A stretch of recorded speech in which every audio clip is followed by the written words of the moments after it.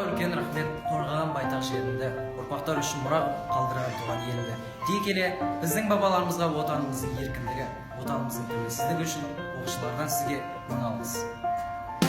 Аяулы аналар, сіздерге деген ризашылығымызды қаншама сөз маржанын терсек те айтып жеткізу мүмкін емес.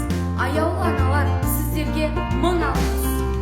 Құрметті ұстаздар, мектеп оқушыларының атынан берген білімдеріңіз үшін, көрсеткен қамқорлықтарыңыз үшін сіздерге мың алғыс. Своих детей храни земля, пусть ночи будут мирными. У нас на всех одна страна. Своих детей люби, земля. Рахмет саған отаным.